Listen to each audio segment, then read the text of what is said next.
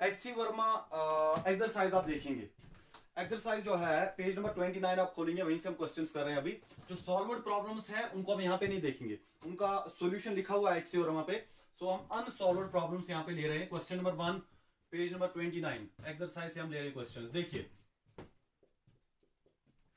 ये आपके पास x axis है, आपके पास वेक्टर ए दिया हुआ है, this is making angle 20 degree with the X axis. ये वेक्टर ए है आपका। और फिर वेक्टर बी जो है, ये वेक्टर बी ये 110 डिग्री एंगल बना रहा है। ये वाला एंगल देख लीजिए आप, ये एक्स एक्सिस के साथ जो एंगल आ रहा है इसका 110 डिग्री।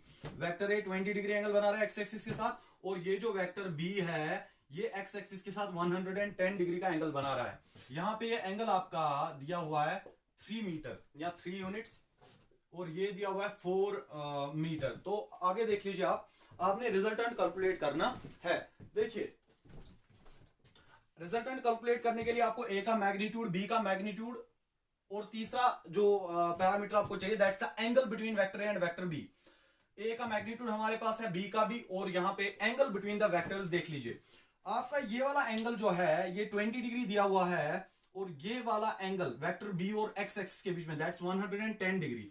और ये एंगल जो है this one, this is the angle between the vectors, this is 110 minus 20, 110 minus 20। So angle between the vectors जो है that's 90 degree. Angle between the vectors is 90 degree. और जब भी angle between the vectors 90 degree हो तब resultant का जो magnitude है that's root of A square plus B square. Root of A square that's 3 square plus B square that is 4 square. So that will be root of 9 plus 16 that's root of 25। सो यहां पे resultant जो है इसका magnitude आपको मिल गया कितना, 5 metre. तो रिजल्टेंट का मैग्नीट्यूड हो गया। अभी हम बात करते हैं डायरेक्शन की। देखिए अगर आप पैरेललोग्राम लॉ से देखते हैं, यहां से आप ऐसे पैरेललोग्राम कंप्लीट करेंगे ऐसे, तो आपके रिजल्टेंट की डायरेक्शन कुछ ऐसी होगी। ये मान लो आपका रिजल्टेंट है। देखिए अगर ये आपका रिजल्टेंट है, अब आप इसमें देख लें,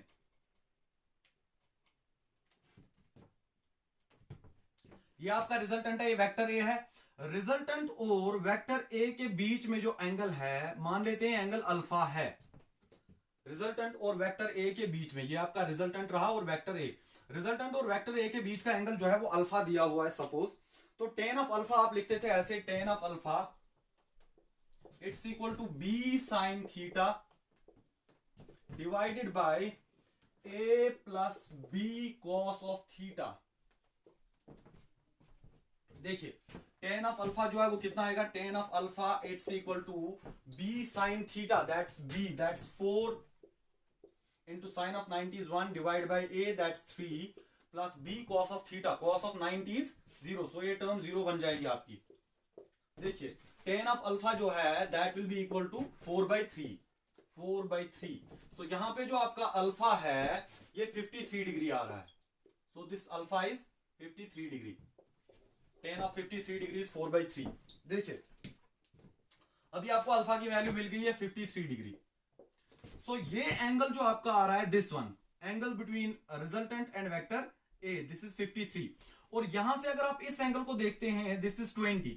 सो रिजल्टेंट और एक्स के बीच में जो एंगल है that's alpha plus 20, alpha plus 20। सो आप यहां पे लिखेंगे angle between resultant and the X axis. मान लो वो एंगल बीटा है, यहां से यहां तक आप इस पूरे एंगल को बीटा कंसीडर करो, रिजल्टेंट और एक्स एक्सिस के बीच में, that's equal to alpha plus 20। So that's equal to 53 plus 20 that is 73 degree. So यहां से जो आपका रिजल्टेंट और एक्स एक्सिस के बीच का एंगल है कितना आ रहा है, 73 डिग्री। सो आपको जो है रिजल्टेंट का magnitude as well as direction मिल गई यहां पे। क्वेश्चन नंबर 2, क्वेश्चन नंबर 2 में आपका दिया हुआ है, हमारे पास दो वेक्टर्स हैं। वेक्टर ए ये एंगल बना रहा है 30 डिग्री एक्स एक्सिस के साथ, और दूसरा जो है आपका दिया हुआ है वेक्टर बी जो एंगल बना रहा है 60 डिग्री। ये पूरा एंगल जो आपका 60 दिया हुआ है, ये पूरा एंगल आपका 60 दिया है between the vector B and X axis. और आपने जो है रिजल्टेंट कैलकुलेट करना है। देखिए यहां पर वेक्टर ए जो है इसका 10 यूनिट्स दिया हुआ है मैग्नीट्यूड, और इसका वेक्टर बी का भी 10 यूनिट्स दिया हुआ है। अगर आप यहां पे देख ले रिजल्टेंट का जब हम मैग्नीट्यूड कैलकुलेट करेंगे तो मैग्नीट्यूड ऑफ ए आपको मालूम है, बी भी मालूम है, angle between vector A and vector B, angle between the vectors that's this one theta, this theta is equal to 60 minus 30, so this theta is 30 degree, so angle between the vectors is 30 degree, so resultant will be equal to root of a square that's 10 square plus b square that's 10 square plus twice ab into cos of theta, cos of theta, cos of theta it's cos of 30 degree, cos of 30 degree. So यहां से देख लीजिए जो आपका resultant आएगा that will be equal to root of 100 plus इसमें से जो आप 100 कॉमन निकालेंगे 100 into 1 plus 1 plus 2 into cos of 30, cos of 30 is root 3/2, so it will be 2 into root 3/2 that will be root 3। So यहां से जो है आपको ये मिलेगा 10 into root of 2 plus root 3, ये जो आपका आंसर आएगा। तो एक तरीका आपका ये रहेगा कैलकुलेट करने का, आपका जो है वहां पे आंसर जो है जो आप देखेंगे दैट्स समवट cos ऑफ 15 की टर्म से वहां पे दिया है। देखिए वैसे भी हम कर सकते हैं, देखिए रिजल्टेंट जो है आपका दिया हुआ है ये root of A square plus B square twice A B cos of theta, इसकी वैल्यू पुट करके आपने रिजल्टेंट कैलकुलेट कर लिया। लेकिन हमने लास्ट टर्म पे देखा था कि अगर आपके दो वेक्टर्स जो हैं यहां पे आप आइडेंटिटी भी यूज करके कॉस ऑफ 15 डिग्री की टर्म्स में जो है आंसर ला सकते हैं, क्योंकि बुक पे आपका कॉस ऑफ 15 डिग्री की टर्म्स में जो है आंसर दिया हुआ है। देखिए रिजल्टेंट का मैग्नीट्यूड आप ऐसे भी लिख सकते हैं twice A cos of theta by 2। जब आपके दो वेक्टर्स जो हैं उनका मैग्नीट्यूड बराबर होता है उस सिचुएशन में हम रिजल्टेंट ऐसे लिखते हैं 2a cos of theta by 2। Direct भी हम ऐसे रिजल्टेंट कैलकुलेट कर सकते हैं। So resultant will be 2 into 10 into cos of 30/2 that's cos of 15 degree, cos of 15 degree. So resultant का जो मैग्नीट्यूड है दैट्स 20 कॉस ऑफ 15 डिग्री। ये रहा आपका रिजल्टेंट। देखिए अभी हम बात करेंगे एंगल की।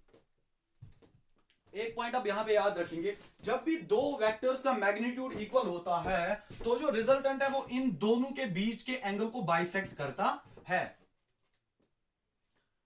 जब भी दो वेक्टर्स का मैग्नीट्यूड बराबर होगा तब जाकर जो रिजल्टेंट है वो इन दोनों के बीच का जो एंगल है उसको बाइसेक्ट करेगा। देखिए यहां पर आपने कहा था कि एंगल बिटवीन द वेक्टर्स,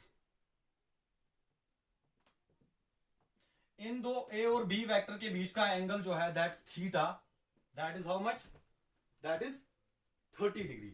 और रिजल्टेंट जो है क्योंकि ये दोनों वेक्टर्स मैग्नीट्यूड में बराबर है तो रिजल्टेंट जो है बिल्कुल इस थीटा को बाइसेक्ट करेगा, इनके बीचों बीच रन करेगा रिजल्टेंट यहां से।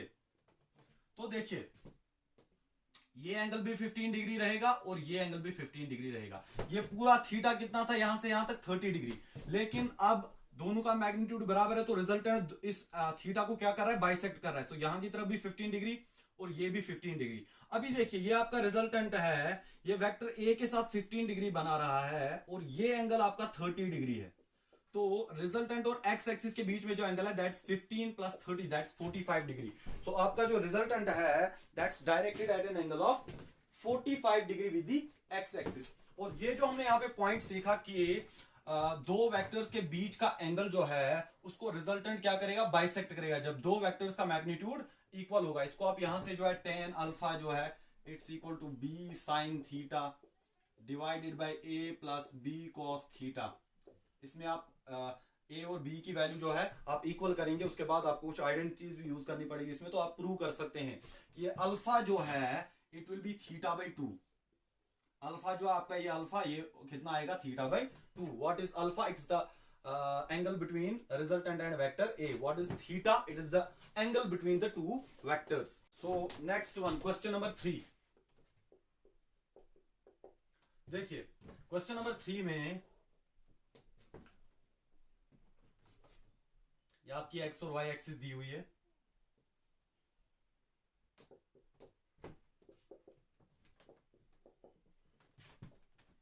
इसमें आपके तीन वेक्टर्स दिए हुए हैं। वेक्टर ए जो कि 45 डिग्री बना रहा है एक्स एक्सिस के साथ, वेक्टर बी जो कि 135 डिग्री बना रहा है एक्स एक्सिस के साथ, यानी कि ये एंगल आपका कितना दिया हुआ है 135 डिग्री। अगर यहां से लेकर यहां तक 135 है तो ये कितना बचा 45 डिग्री। इसी तरह से आपका वेक्टर सी दिया हुआ है। वेक्टर सी जो है, वेक्टर सी आपका 315 डिग्री है। यहां से जो एंगल आता है यहां तक पॉजिटिव एक्स एक्सिस, और यहां से अगर आप देखिए ये एंगल 315 डिग्री दिया हुआ है, ये पूरा एंगल। तो इसमें से बचा ये कितना रहेगा 45 डिग्री। कितना रहेगा 45 डिग्री। तो आपने जो है रिजल्टेंट कैलकुलेट करना है।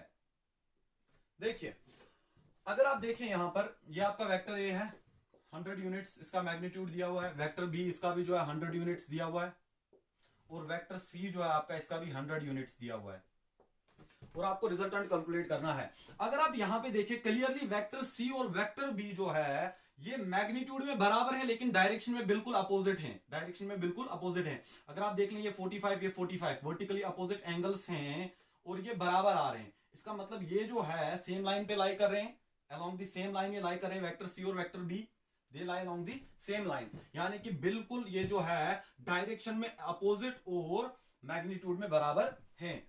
और इसका मतलब हो गया कि मैं वेक्टर सी को लिख सकता हूं equal to minus of vector B. Vector C जो है माइनस वेक्टर बी के बराबर है, मैग्नीट्यूड में बराबर और डायरेक्शन में अपोजिट। तो यहां पे जो मेरा रिजल्टेंट आएगा, resultant is equal to vector A plus vector B plus vector C, and this makes the resultant equal to vector A plus vector B plus vector C के बदले में माइनस बी वेक्टर लिख सकता हूं। So minus B और ये जो है कैंसिल हो जाएगा, तो रिजल्टेंट जो है that's equal to vector A. यानी कि ये दो कैंसिल हो जाएंगे तो वहां पे जो रिजल्टेंट है that will be equal to vector A. Resultant किसके बराबर बचेगा वेक्टर ए के बराबर। यानी कि आपका रिजल्टेंट जो होगा वो कुछ ऐसे होगा। आपका रिजल्टेंट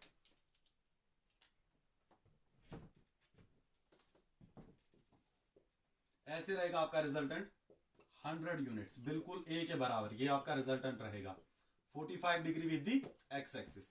ये रहा एक तरीका। दूसरा तरीका आप कंपोनेंट्स करें। ये जो वेक्टर ए है आप क्या करेंगे, आप इसके कंपोनेंट्स करेंगे।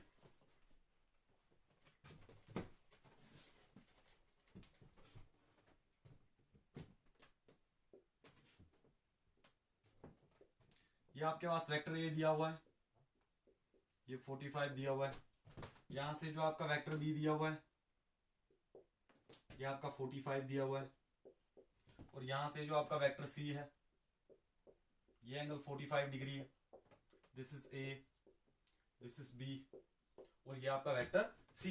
देखिए आप क्या करेंगे, आप कंपोनेंट्स निकालेंगे। वेक्टर ए का एक एक्स कंपोनेंट आएगा, a x that will be equal to a cos of 45।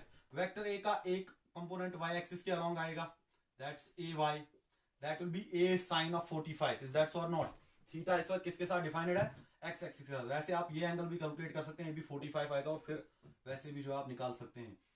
देख लीजिए वेक्टर बी का एक कंपोनेंट आएगा along the Y axis, that is B Y, that will be equal to B sine of 45। इसी तरह से vector B का एक कंपोनेंट जो है along the negative axis x axis आएगा, that is b x, that will be equal to B cos of 45। फिर vector C का आप कंपोनेंट निकालेंगे, सी वाई, और यहां से जो है सी एक्स।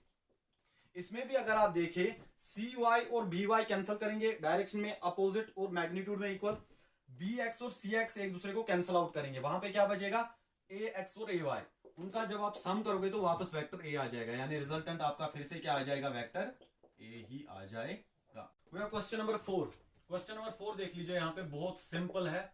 आपके पास वेक्टर ए दिया हुआ है, इट्स 4i प्लस 3j, और वेक्टर बी आपके पास दिया हुआ है 3i प्लस 4j। तो आपसे बताया गया है कि आपने वेक्टर ए का मैग्नीट्यूड कैलकुलेट करना है, वेक्टर बी का मैग्नीट्यूड, a प्लस बी का मैग्नीट्यूड और a माइनस बी का मैग्नीट्यूड। देखिए यहां पर आपने कैलकुलेट करना है। सबसे पहले वेक्टर a का मैग्नीट्यूड देखते हैं।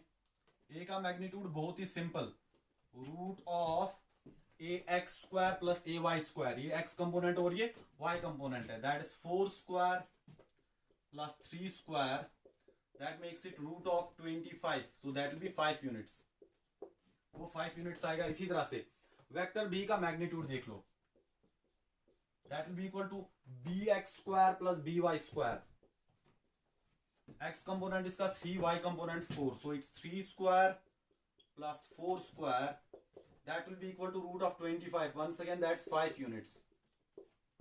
उसके बाद जो है आपने a प्लस बी का मैग्नीट्यूड कैलकुलेट करना है। a प्लस बी का मैग्नीट्यूड कैलकुलेट करने के लिए आप पहले a प्लस बी कैलकुलेट करेंगे।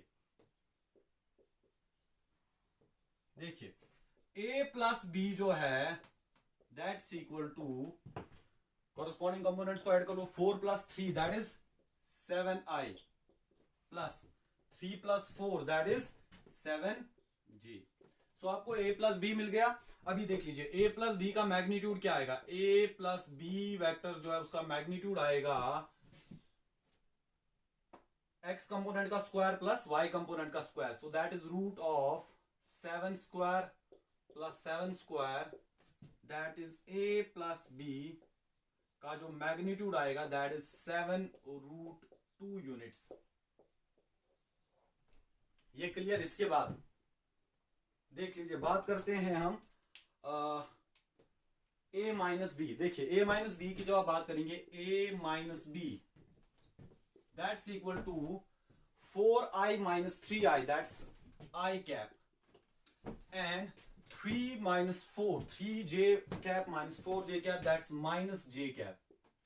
अभी देख लीजिए यहां पे जो a माइनस बी आपने कैलकुलेट कर लिया। अभी a माइनस बी जो है इसके मैग्नीट्यूड की बात होगी, that will be equal to root of, मैं बिल्कुल इनको ऐसे ही ऐड कर रहा हूं जैसे हम दो वेक्टर्स को ऐड करते हैं जब उनके बीच में एंगल 90 डिग्री होता है, क्योंकि यहाँ पे जब मैंने a का मैग्नीट्यूड कैलकुलेट किया, ये i कैप और j कैप दो कंपोनेंट्स के बीच का एंगल 90 डिग्री, ये i कैप ये j कैप, इन दोनों के बीच का एंगल क्या होगा 90 डिग्री, इन दो कंपोनेंट्स के बीच में।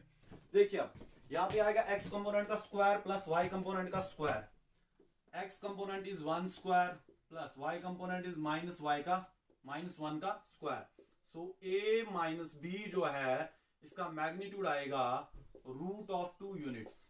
सो यहां से जो है आपने a माइनस बी भी कैलकुलेट कर लिया। तो next one is question number 5। देखिए क्वेश्चन नंबर 5, क्वेश्चन नंबर 5 में जो है ये आपके पास दिया हुआ vector A,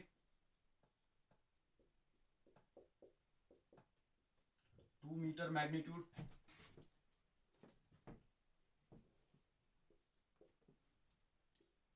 this is vector B 1.5 metre magnitude, and this is vector C, इसका जो है 1 मीटर का मैग्नीट्यूड दिया हुआ है। This is vector C. आपने जो है रिजल्टेंट कैलकुलेट करना है, a प्लस बी प्लस सी, so you have to calculate the resultant.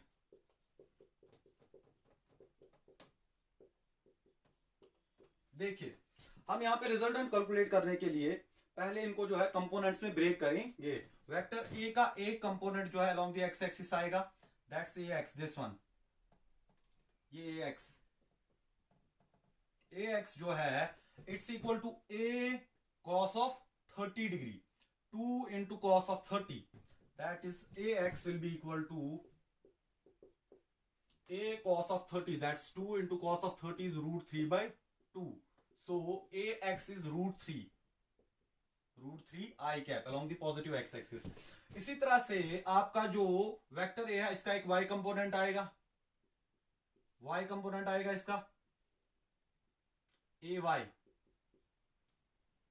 अगर आप ए वाई की बात करते हैं, it's equal to a sine of 30 degree, a y is equal to a sine of 30 degree, a into sine of 30 degree, a is 2 and sine of 30 is 1/2, so a y is 1 j cap, so इसका magnitude 1 आ रहा है ay का, और direction जो है that's positive y axis.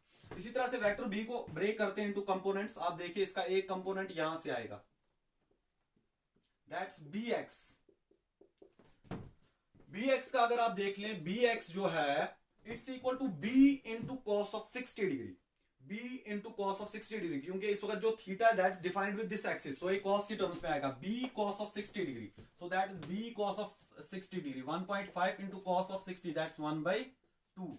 So bx जो है ये आपका आएगा, दिस इज 3/4, 3/4, और इसकी डायरेक्शन क्या है, नेगेटिव x एक्सिस, सो ये आएगा माइनस i कैप। सो यहां पे आप लिखेंगे bx जो है that's -3/4 i cap. Is that's और नॉट? उसके बाद अगर आप देखें यहां पर जो आपका वेक्टर b है, इसका क्या आएगा, y कंपोनेंट, इसका y कंपोनेंट आएगा by, that will be equal to b into sine of 60। Angle जो है इस वक्त that is defined with x axis, so ये वाला कंपोनेंट जो है y component that will be in the terms of sine, so by is equal to b sine of 60 degree, b into sine of 60 degree, that is 1.5 into sine of 60 degree, that's √3/2, so it will be equal to 3√3/4 and direction is j cap, positive x axis के अलोंग है। उसके बाद sorry positive y axis के अलोंग। इसके बाद हम वेक्टर c की बात करते हैं। वेक्टर c जो है इसका केवल एक ही कंपोनेंट आएगा और वो भी नेगेटिव x एक्सिस के अलोंग। सो वेक्टर c जो है इसका एक ही कंपोनेंट है and that's vector c itself. देखिए यहां पर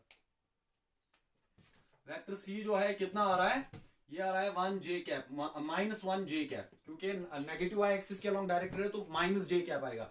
देखिए इसका x के अलोंग कंपोनेंट नहीं आएगा क्योंकि हम पहले ही डिस्कस कर चुके हैं। वेक्टर जो है उसका जो कंपोनेंट होता है अलोंग द एक्सिस, जो एक्सिस इसके परपेंडिकुलर हो, उस एक्सिस के अलोंग इस वेक्टर का कंपोनेंट क्या होता है, 0। यानी कि वेक्टर और कोई ऐसी एक्सिस जो इस वेक्टर के परपेंडिकुलर हो, उस एक्सिस के अलोंग इस वेक्टर का जो कंपोनेंट है दैट विल बी 0, क्योंकि एंगल 90 डिग्री और cos ऑफ 90 इज 0। देखिए अभी हम सॉल्व करते हैं। रिजल्टेंट जो है उसका x कंपोनेंट देख लो, that's equal to ax plus bx plus cx, ये आएगा रिजल्टेंट का x कंपोनेंट। अभी देखिए रिजल्टेंट का x कंपोनेंट जो है that's ax, that's √3i cap, plus bx अगर आप देख ले -3/4i cap, -3/4i cap, plus c का जो x कंपोनेंट है दैट इज 0। सो यहां पर आप देख लीजिए rx जो रिजल्टेंट का x कंपोनेंट है that's √3i cap -3/4i cap. Is that और नॉट? ये रिजल्टेंट का x कंपोनेंट हो गया। इसके बाद रिजल्टेंट के y कंपोनेंट की बात करते हैं, ry that will be equal to ay plus by plus cy। तो रिजल्टेंट का जो y कंपोनेंट है that will be equal to ay, that's j cap, plus by, that is 3√3/4 j cap, 3√3/4 j cap, plus cy, that is vector c itself, that's minus j cap। so यहां पे आपका minus j और j जो है cancel हो जाएगा। Resultant जो है उसका y कंपोनेंट क्या आएगा, 3√3/4 j कैप। तो यहां पे आपका net resultant that's equal to a plus b plus c। So resultant जो है that's equal to rx plus ry। So resultant जो है that will be equal to √3 plus 3/4 √3 plus 3/4i cap plus 3√3/4 j cap, 3√3/4 j cap.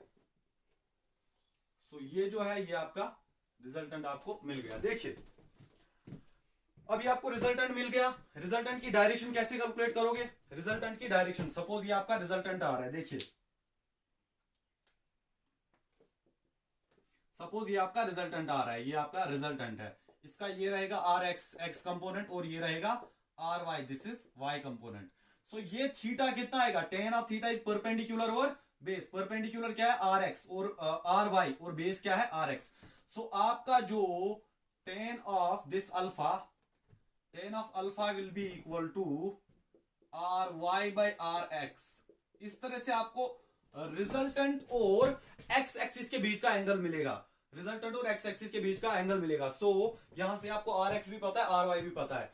उसके बाद रहा resultant का magnitude, resultant का magnitude. देखिए एक्स कंपोनेंट और वाई कंपोनेंट जो है दोनों आपको मालूम है, तो रिजल्टेंट का मैग्नीट्यूड कैसे कैलकुलेट करोगे, रिजल्टेंट का मैग्नीट्यूड जो है that will be equal to root of R X square plus R Y square. तो ये रहा आपके रिजल्टेंट का magnitude, R X and R Y दोनों आपके पास मौजूद है। यानी आपने इन दोनों के बीच का एंगल एडजस्ट करना। आपको मालूम है जब भी आप वेक्टर्स के बीच के एंगल को चेंज करते हैं तो रिजल्टेंट ऑब्वियसली चेंज होगा। सो आपने एंगल एडजस्ट करना है ताकि रिजल्टेंट 1 आए और 5 आए और 7 आए। इन तीनों जो है इन तीनों रिजल्टेंट्स के कॉरेस्पॉन्डिंग जो है आपने एंगल को कैलकुलेट करना है। देखिए अगर आप यहां देखें, आपका जो रिजल्टेंट है सिंपली 4 और 3 का रिजल्टेंट 1 कब आएगा, 4 और 3 का रिजल्टेंट जो है that will be 1 when we write it like this, 4 minus 1 4 minus 3 is 1। और दो वेक्टर्स का जो रिजल्टेंट है वो a माइनस बी, यहां पे हमने a माइनस बी किया। दो वेक्टर्स का रिजल्टेंट कब a माइनस बी के बराबर होता है, जब उन दोनों के बीच का एंगल 180 डिग्री हो, जब उनकी डायरेक्शन जो है अपोजिट हो। जब आपका वेक्टर a और वेक्टर b जो है ये डायरेक्शन में अपोजिट होंगे तब जाकर इनका रिजल्टेंट a माइनस बी होगा, यानी कि 4 minus 3 दैट इज 1। ऐसे अगर आप नहीं कर रहे तो ऐसे भी देख सकते हैं, रिजल्टेंट स्क्वायर दैट इज, यहां पे रिजल्टेंट 1 आ रहा है, resultant square that's equal to a square that's 4 square that is 16 plus b square that's 9 plus twice ab cos of theta. ऐसे भी आप एंगल कैलकुलेट कर सकते हैं। देखिए 1 is equal to 25 plus that is 24 into cos of theta. So यहां से 25 को पार ले जाएं तो 20 कॉस ऑफ थीटा जो है वो कितना आएगा, 25 यहां आएगा तो -24 divide by 24 that is -1। So cos of theta अगर -1 आ रहा है तो थीटा की वैल्यू क्या आएगी, पाई 180 डिग्री। सो आपका जो थीटा है यहाँ पे 180 डिग्री आएगा, जिसके कॉरेस्पॉन्डिंग आपको रिजल्टेंट क्या मिलेगा 1। इसके बाद देख लीजिए रिजल्टेंट आपका 5 आ रहा है, रिजल्टेंट जो है वो क्या आ रहा है 5 आ रहा है, तो आपने एंगल कैलकुलेट करना है। तो फिर से आप लिखेंगे resultant square that is 5 square that's equal to a square plus b square that is 4 square plus 3 square plus twice ab cos of theta that is twice a into b into cos of theta. यहां पे देख लीजिए 5 square is 25 that's equal to 16, 4 square 16 plus 9 that's 25 plus 2 4 are 8 3 24 into cos of theta. So यहां पे देख लीजिए 25 और 25 cancel हो जाएगा, यानी कि यहां पे क्या बचा 0। सो 24 cos of theta is 0। So cos of theta की वैल्यू क्या आ रही है 0, यानी कि थीटा क्या आएगा आपका पाई बाई 2 90 डिग्रीज। सो यानी कि यहां पे रिजल्टेंट 5 पाने के लिए आपका जो थीटा आपको एडजस्ट करना पड़ेगा वो क्या रहेगा 90 डिग्री। इन दोनों के बीच में जो है 90 डिग्री एंगल जब होगा तभी इनका रिजल्टेंट क्या आएगा 5 यूनिट्स आएगा। इसके बाद आपने इन दोनों के बीच में एंगल इस तरह से एडजस्ट करना है कि रिजल्टेंट 7 आ जाए। और ऑब्वियसली आप यहां पे देख रहे हैं रिजल्टेंट जो है that's equal to a plus B, और वो रिजल्टेंट जो है अगर हम उसको सिंपली लिख दे 4 प्लस 3 यानी सिंपल एडिशन करें a और b का, तो रिजल्टेंट जो है 7 आ रहा है, 7 यूनिट्स आ रहा है। इसका मैग्नीट्यूड जो है 7 यूनिट्स आ रहा है। देखिए रिजल्टेंट जो है वो आपने कैसे कैलकुलेट किया, simple addition of a and b, तो आपको रिजल्टेंट क्या मिला 7। लेकिन सिंपल एडिशन ऑफ आप कब करेंगे a और b का, रिजल्टेंट पाने के लिए आप a और b का सिंपल एडिशन कब करते हैं, जब उन दोनों के बीच में एंगल जो है 0 डिग्री हो। जब a और b वेक्टर जो है ये सेम डायरेक्शन में हो तब रिजल्टेंट जो है that is simply equal to a plus B, that is simply equal to a plus B. तो इसका मतलब 7 रिजल्टेंट पाने के लिए जो दो वेक्टर्स हैं उनकी डायरेक्शन सेम होनी चाहिए, यानी उनके बीच का एंगल जो है that should be 0 degree. Question number 7, question number 7 में आपसे पूछा गया है कि कार जो है वो ईस्ट डायरेक्शन में जा रही है, यानी along the positive x axis, और उसने 2 किलोमीटर का डिस्प्लेसमेंट कवर किया, यानी कि d1 that is 2 i cap. 2 kilometre से कवर किया i, यानी कि पॉजिटिव एक्स एक्सिस के अलोंग। यहां पे आप दिखाएंगे इस तरह से d1 जो है it's equal to 2 i cap, और उसके बाद जो है इसने यहां पर एक लेफ्ट टर्न लिया, लेफ्ट डायरेक्शन में इसने टर्न लिया, और इसने एक डिस्प्लेसमेंट कवर किया यहां पर d2 that is half kilometre in which direction positive y axis. यहां पे इसने लेफ्ट टर्न लिया तो यहां पे क्या आएगा j cap, positive y axis के अलोंग जा रहा है। इसके बाद जो है यहां पर इसने एक बार फिर से राइट टर्न ली, और यहां पर इसने 4 किलोमीटर का डिस्टेंस फिर से कवर किया। यहां पर इस पॉइंट पर इसने फिर से कौन सा किस डायरेक्शन में टर्न लिया, राइट डायरेक्शन में, और राइट टर्न लेने पर 90 डिग्री का टर्न इसने यहां पे भी लिया और यहां पे भी। तो ये जो है अभी आपका d3 कितना आ रहा है, दैट इज 4 i कैप, क्योंकि अभी इसने कितना ये डिस्प्लेसमेंट कवर किया 4 किलोमीटर का in the positive x axis direction. अभी जो है आपसे बताया गया है नेट डिस्प्लेसमेंट आपने कैलकुलेट करना है। नेट डिस्प्लेसमेंट जो है that's from initial to final point. Total displacement आप कैसे कैलकुलेट करते हैं, from initial to final point. So net displacement जो है आपका दैट इज दिस वन। ये जो है यहां इनिशियल से लेकर फाइनल पॉइंट तक आपका नेट डिस्प्लेसमेंट आ रहा है, this is D total. So D total यानी टोटल डिस्प्लेसमेंट जो है that will B vector sum of the d1 d2 and d3। ये तीन डिस्प्लेसमेंट जो इसने कवर की d1 d2 और d3, जब इनका वेक्टर सम करेंगे तो आपको टोटल डिस्प्लेसमेंट मिल जाएगा। सो d total it's equal to d1 plus d2 plus d3। तो देख लीजिए यहां पर जो टोटल डिस्प्लेसमेंट है that will be equal to d1 that's 2i cap plus d2 that is 1/2j cap plus d3 that is 4i cap. So यहां से जो आपका टोटल डिस्प्लेसमेंट है dt it will be equal to 2 plus 4 that is 6i cap plus 1/2j cap. So ये जो है आपको displacement जो है टोटल डिस्प्लेसमेंट मिल गया। देखिए यहां पर मैं इस तरह से दिखा सकता हूं, अब ये जो है डिस्प्लेसमेंट का x कंपोनेंट है 6i, this is dx, displacement का x component this is 6i, और ये रहा आपका डिस्प्लेसमेंट का y component, this is how much, this is dy, this is 1/2j cap, ये डिस्प्लेसमेंट का y कंपोनेंट है। तो आपका जो डिस्प्लेसमेंट का मैग्नीट्यूड है वो कितना आएगा, root of dx square plus dy square. तो वहां से आप मैग्नीट्यूड जो है डिस्प्लेसमेंट का कैलकुलेट कर सकते हैं। उसके बाद डायरेक्शन, ये देखिए ये आपका डिस्प्लेसमेंट का x कंपोनेंट है और ये y कंपोनेंट है। यहां पर आप पैरेललोग्राम कंप्लीट करें तो ये जो है टोटल डिस्प्लेसमेंट आ रहा है आपका, ये जो आपका नेट डिस्प्लेसमेंट आ रहा है यहां से यहां तक। तो अगर आप देखें ये जो x एक्सिस के साथ अल्फा एंगल बना रहा है, tan ऑफ अल्फा कितना आएगा, that will B y by x, ये dy और ये भी dy होगा, that will B dy by dx। So tan of alpha जो है that's dy, that's 1/2 divide by dx that is 6 dy by dx। So tan of alpha कितना आ रहा है 1/12।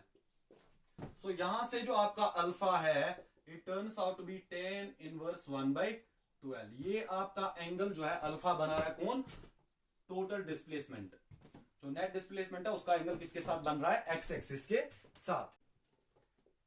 क्वेश्चन नंबर 8 जो है इसमें हमारे पास एक कैरम बोर्ड दिया हुआ है, और कैरम बोर्ड के सेंटर से जो है आपने क्वीन को स्ट्राइक किया,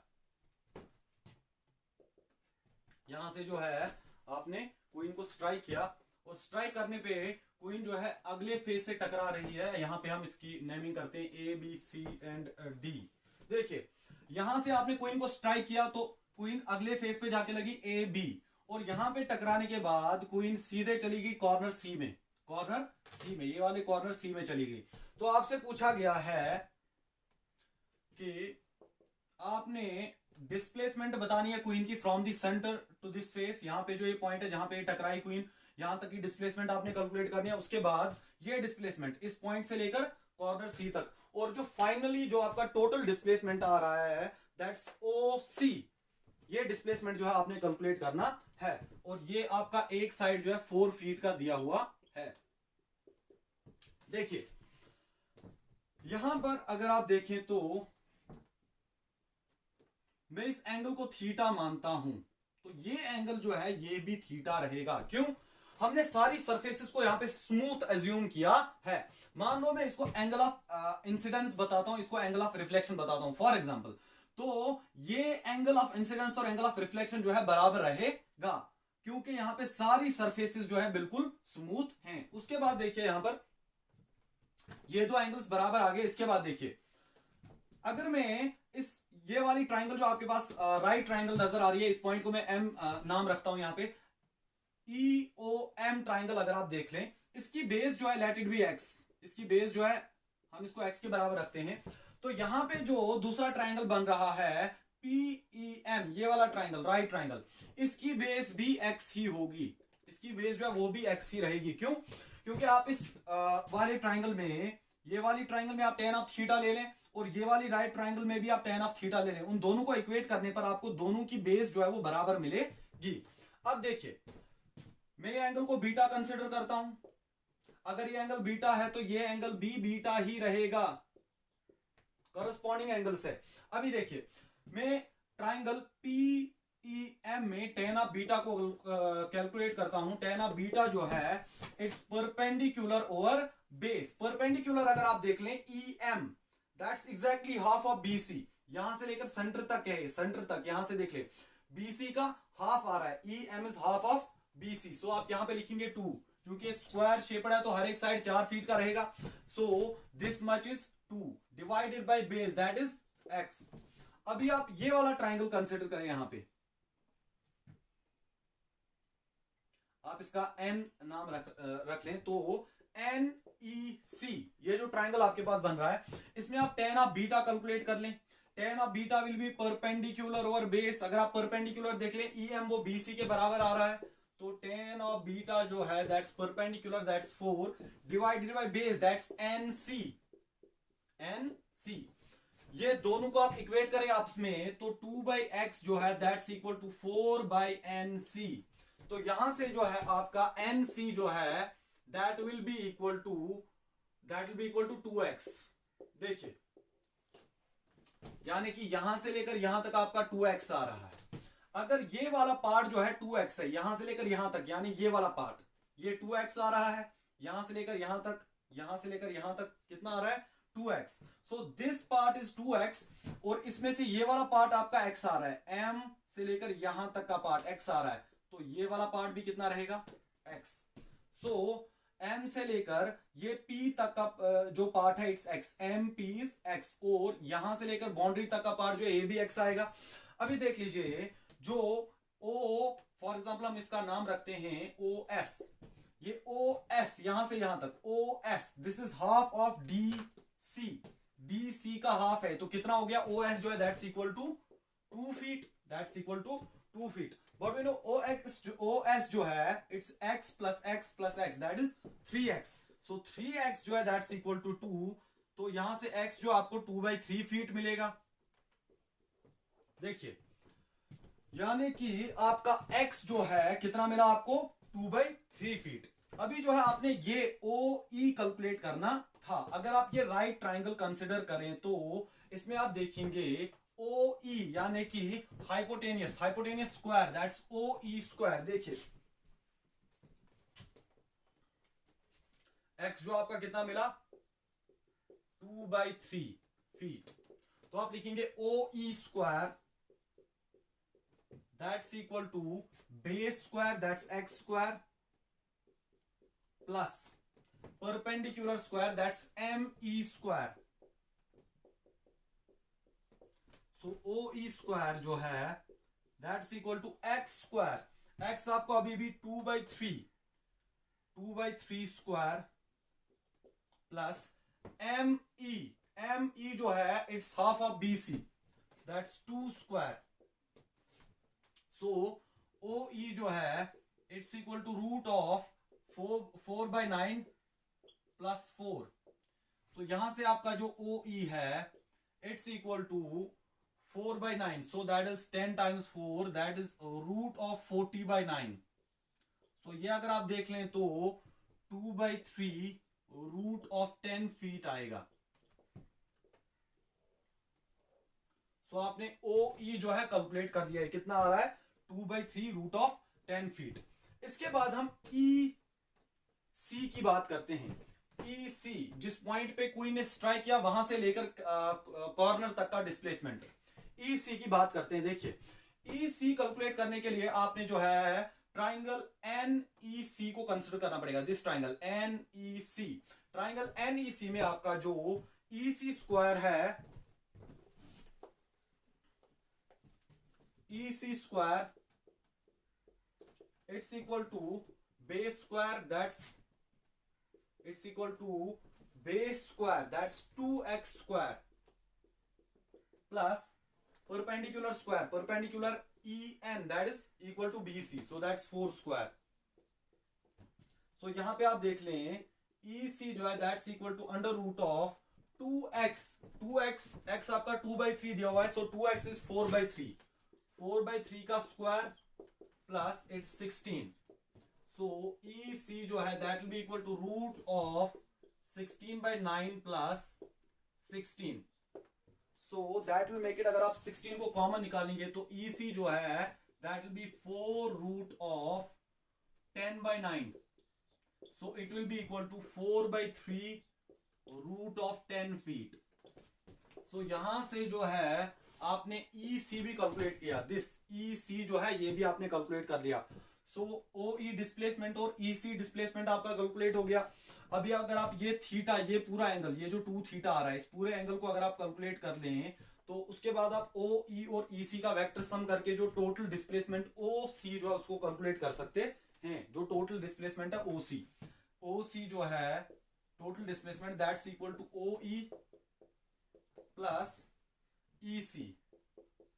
ये एक तरीका रहेगा आपका टोटल डिस्प्लेसमेंट कैलकुलेट करने का. लेकिन दूसरा तरीका यहां पे आपके पास है. अगर आप यहां पे देखें तो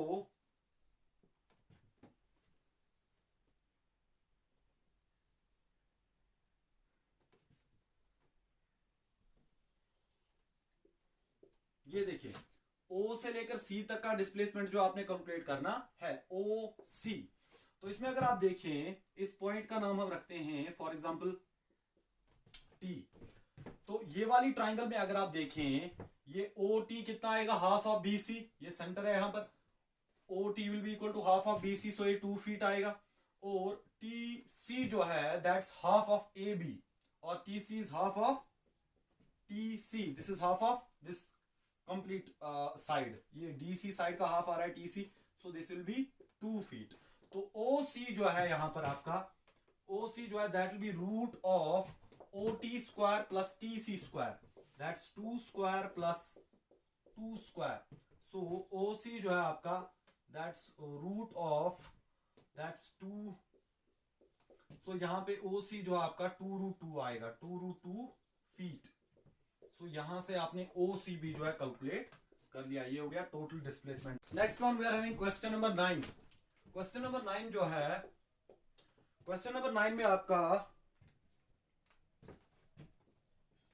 मॉस्किटो नेट दिया हुआ है.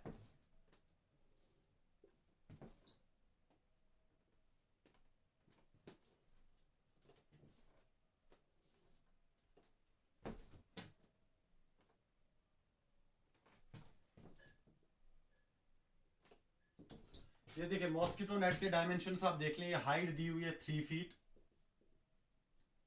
ये जो आपकी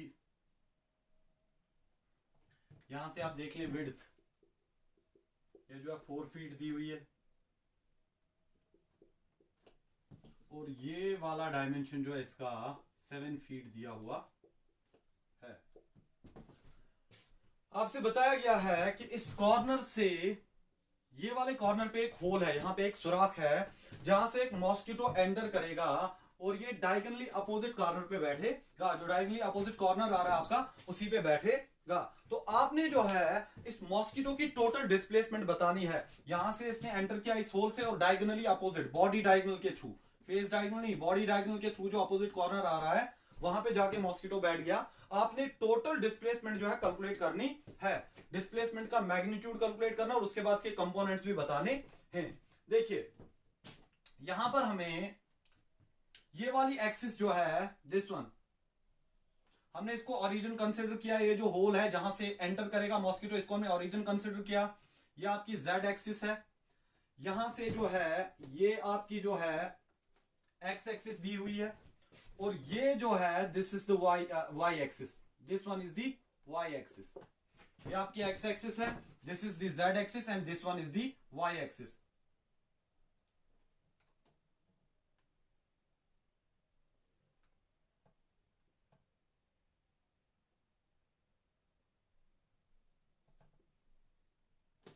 ये जो आपकी y एक्सिस है, तो आपने जो है सबसे पहले यहां पे आप देख लें, अगर ये जो हमारा डिस्प्लेसमेंट वेक्टर है ये टोटल डिस्प्लेसमेंट है किसकी, मॉस्किटो की, ये जो है यहां से लेकर यहां तक ये टोटल डिस्प्लेसमेंट है। आप इस डिस्प्लेसमेंट को रिजोल्व करें, हम इसके दो कंपोनेंट्स ले सकते हैं। अभी हम इसके दो कंपोनेंट्स लेंगे। पहले ये देखिए एक कंपोनेंट जो है इसका z एक्सिस के अलोंग आएगा, एक कंपोनेंट इसका जो है z axis, total displacement vector एक कंपोनेंट इसका ये आ रहा है z एक्सिस के along, this is D Z, total displacement का z कंपोनेंट। और दूसरा कंपोनेंट जो है यहां पर अगर आप देख लें तो ऐसे ले सकते हैं। ये देखिए यहां से आपने परपेंडिकुलर ड्रॉप किया, यहां से आपने परपेंडिकुलर ड्रॉप किया किस पे, z एक्सिस पे, तो आपको मिला D Z, that is z component of total displacement. यहां से आपने जो परपेंडिकुलर ड्रॉ किया ये आपने एक्स वाई प्लेन में के ऊपर ड्रॉ किया, तो ये जो है इसको आप डी एक्स वाई, यानी कि टोटल डिस्प्लेसमेंट का वो वाला कंपोनेंट जो एक्स वाई प्लेन में आ रहा है, this is the X axis, this is the Y axis, और ये टोटल डिस्प्लेसमेंट का वो वाला कंपोनेंट है जो एक्स वाई प्लेन में लाई कर रहा है। इसकी हम बात करते हैं ये वाले कंपोनेंट की। देखिए ये आपकी एक्स एक्सिस और ये जो है आपकी वाई एक्सिस आ रही है, यहां पर देख लें इस तरह से, ये आपका डी एक्स वाई है, यानी कि डिस्प्लेसमेंट, टोटल डिस्प्लेसमेंट का ये वो वाला कंपोनेंट है जो एक्स वाई प्लेन में आ रहा है। अगर मैं इसको फर्दर रिजोल्व करूं तो ये आएगा इसका एक कंपोनेंट, डी एक्स वाई का एक component, that's D x.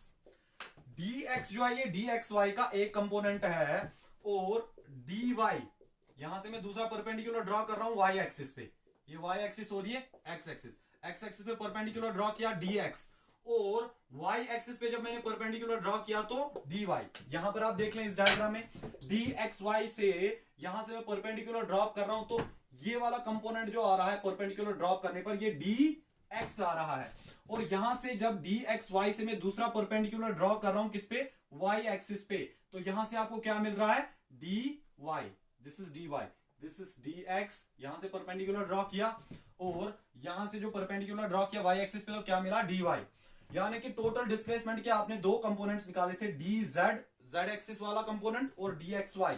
D X Y वो वाला कंपोनेंट था जो एक्स वाई प्लेन में आ रहा था। फिर डी एक्स वाई को आपने फर्दर रिजोल्व किया तो यहां से आपको डिस्प्लेसमेंट का एक्स कंपोनेंट भी मिल गया डी एक्स, और y कंपोनेंट भी मिल गया dy, यानी कि आपने जो टोटल डिस्प्लेसमेंट है that's equal to dz plus dxy, है कि नहीं, एक तो dz और dxy, और dxy को फिर आपने फर्दर रिजॉल्व किया तो यहां से आपने देख लिया टोटल डिस्प्लेसमेंट जो है dxy की बात करें it's equal to dx plus dy, एक तो x कंपोनेंट और दूसरा जो है dy, और साथ में आएगा प्लस dz, यानी कि जो टोटल डिस्प्लेसमेंट है ये वाला वेक्टर, ये वाला displacement vector, this is the total displacement. अब इसके तीन कंपोनेंट्स आ रहे हैं, एक तो ये x कंपोनेंट आ रहा है, दूसरा ये वाला y कंपोनेंट आ रहा है, और तीसरा जो है ये वाला z कंपोनेंट आ रहा है।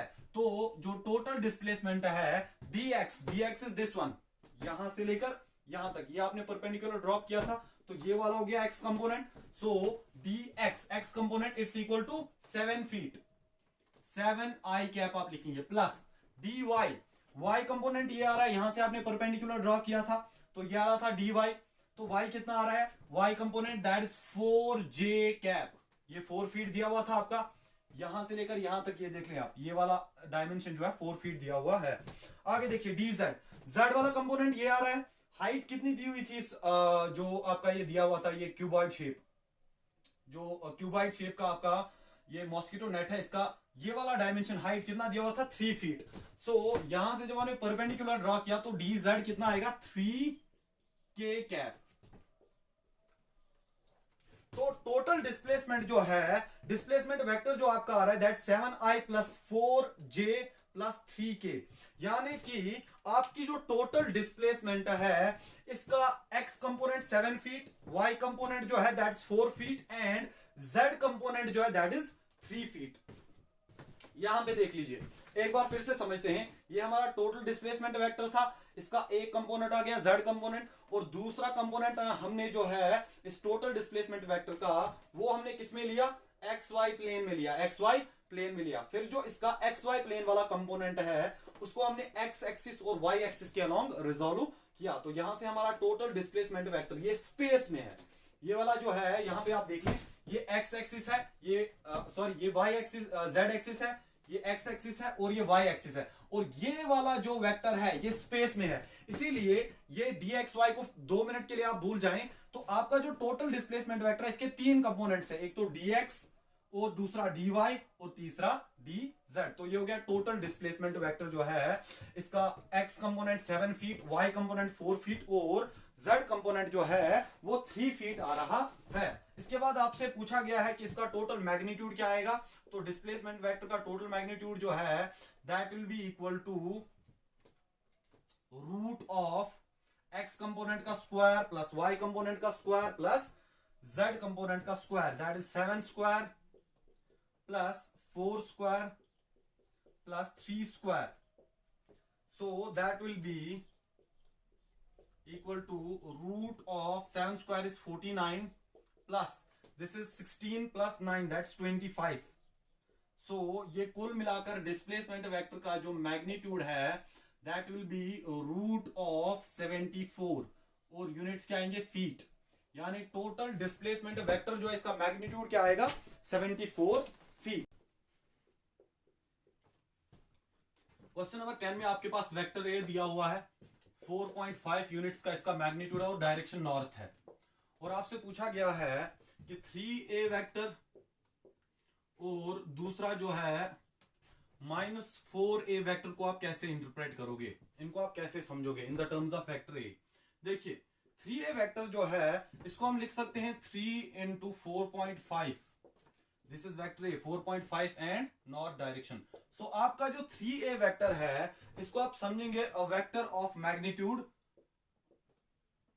13.5 and direction north. So 3a vector यहां पे आप किस तरह से इसको समझेंगे, a vector of magnitude 13.5 units and direction north. इसके बाद -4a को समझते हैं। -4a जो है सबसे पहले वेक्टर a का मैग्नीट्यूड आप यहां पे डालें 4 × a का मैग्नीट्यूड क्या है 4.5, और फिर देखिए डायरेक्शन इसकी माइनस यानी बिल्कुल अपोजिट a के, a की डायरेक्शन क्या थी नॉर्थ, इसकी डायरेक्शन जो है दैट इज -a यानी कि a के बिल्कुल अपोजिट। सो डायरेक्शन इसकी क्या आएगी south. So it's 16 + 2 that's 18 units and south direction. So -4a vector जो है it is a vector of magnitude 18 units and direction south. Question number 11 जो है इसमें आपके पास vector a magnitude 2 units 2 metre और वेक्टर बी इसका मैग्नीट्यूड जो है 3 मीटर दिया हुआ है, और angle between these vectors theta that's equal to 60 degree. और आपने जो है a डॉट बी और a क्रॉस बी यानी डॉट प्रोडक्ट और क्रॉस प्रोडक्ट आपने कैलकुलेट करना है। सबसे पहले a dot B that's equal to a b cos of theta, so that will be equal to 2 × 3 × cos of 60 degree that's 1/2। So ये अगर आप देखेंगे तो ये आएगा 3 और यूनिट्स आएंगे metre square. So dot product जो इसका आ रहा है a dot B that's 3 metre square, और यहाँ पे याद रखें इसकी डायरेक्शन के बारे में आपने बात नहीं करनी क्योंकि डॉट प्रोडक्ट हमेशा स्केलर होता है। सो यहाँ पे जो है डायरेक्शन वाली बात नहीं होगी, a डॉट बी की डायरेक्शन कुछ भी नहीं है, ये एक स्केलर क्वांटिटी रहेगी। इसके बाद a cross B that will be equal to A B sine of theta, magnitude की बात करते हैं सिर्फ, ए क्रॉस बी का मैग्नीट्यूड जो है that's A B sine of theta, so that is 2 into 3 into sine of 60 that's √3/2, सो 2 and 2 cancel out, तो आपका आंसर आ रहा है 3√3 मीटर स्क्वायर। सो यहां पे जो है ए क्रॉस बी का आपको मैग्नीट्यूड मिल गया। और इसके बाद अब डायरेक्शन की बात करते हैं। हमें मालूम है ए क्रॉस बी जो है, ए क्रॉस बी ए के भी परपेंडिकुलर रहेगा और ए क्रॉस बी जो है ये परपेंडिकुलर रहेगा टू बी, या आप ऐसे बोल दें कि ए क्रॉस बी जो है it's perpendicular to the plane of vector A and vector b. इन दोनों का जो प्लेन है उसके परपेंडिकुलर क्या रहेगा, आपका ए क्रॉस बी रहेगा। देखिए क्वेश्चन नंबर 12 जो है इसमें आपके 6 वेक्टर्स दिए हुए हैं। 6 vectors are representing the sides of a regular hexagon. 6 vectors हमारे पास यहां है इस तरह से।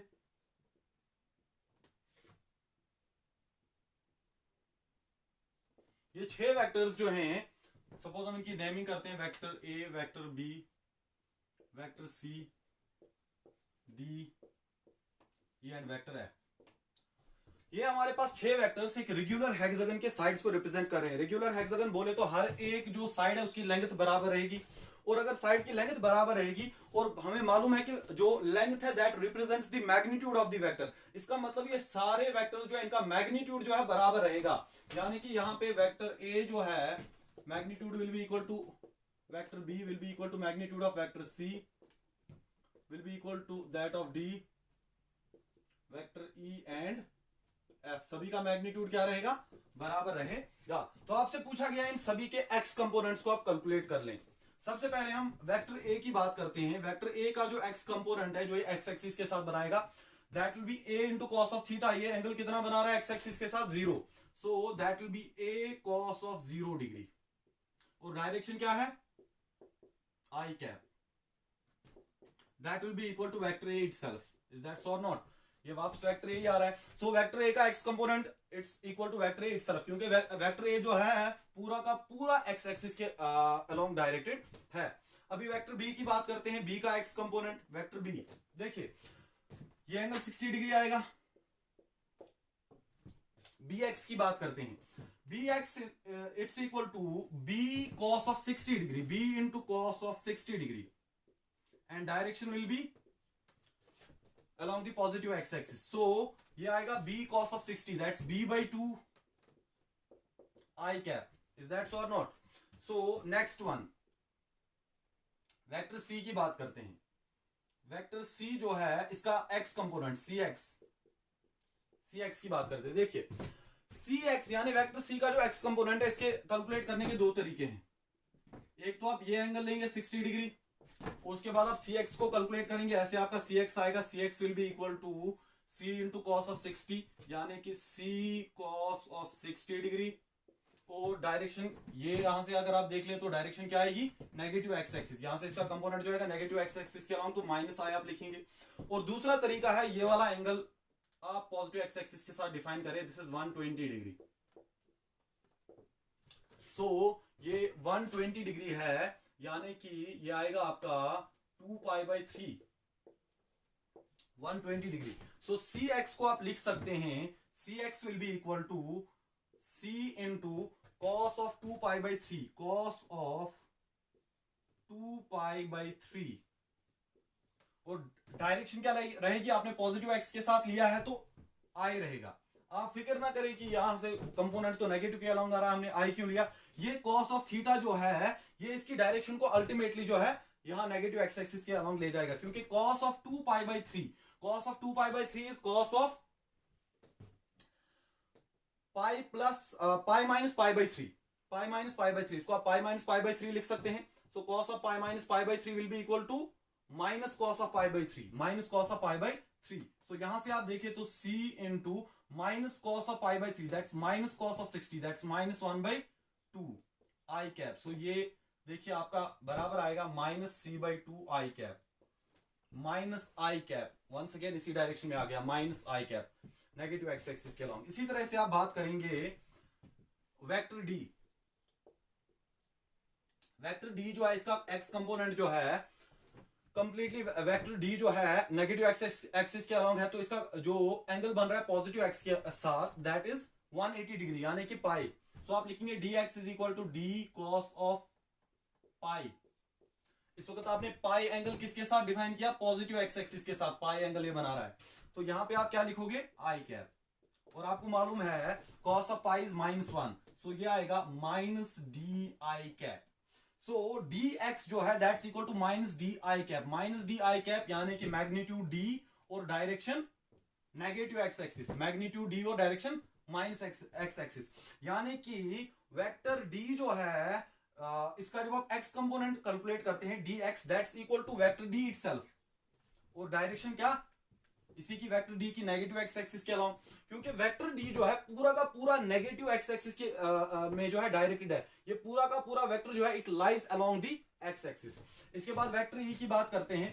वेक्टर ई जो है इसके कंपोनेंट्स, एक्स कंपोनेंट को आप दो तरीकों से कैलकुलेट कर सकते हैं। एक तो यहाँ पे ये 60 डिग्री एंगल लेकर आप यहां से जो है परपेंडिकुलर ड्रॉ करेंगे इस तरह से, और फिर आप वेक्टर ई का एक्स कंपोनेंट निकालेंगे नेगेटिव एक्स एक्सिस के अलोंग आएगा। और दूसरा तरीका है आप ये पूरा एंगल डिफाइन कर लें, ये कितना आएगा 180, this is 180 plus this is 60, 180 plus 60 makes it 240। देखिए ई एक्स की बात करते हैं, e x that will be equal to e into cos of 240, 240 is 4 pi by 3, 4 pi by 3, 4 pi by 3, और डायरेक्शन क्या आप लेंगे, इस वक्त आपने पॉजिटिव एक्स के साथ एंगल डिफाइन किया तो आप आई कैप लेंगे, so that will be equal to cos of 4 pi by 3 को आप क्या लिखेंगे pi plus pi by 3, and cos of pi plus theta is minus cos theta. So यहां पे आएगा e into cos of pi plus pi by 3, that's minus cos of pi by 3, so that is minus cos of pi by 3, that's minus 1 by 2, और साथ में i cap ये आएगा minus e by 2 i cap. So one second, आपको e जो है vector इसका x component भी मिल गया और उसकी डायरेक्शन माइनस i यानी नेगेटिव एक्स एक्सिस के साथ आपको मिल गई। सो आपने यहां पे देखा अगर आप पॉजिटिव एक्स एक्सिस के साथ एंगल ले रहे हैं तो आपने उस वक्त i कैप यहां पे लिया, लेकिन अल्टीमेटली इस मेथड से भी आपको जो है वेक्टर ई का एक्स कंपोनेंट मिल गया और डायरेक्शन बराबर मिली along the negative x axis.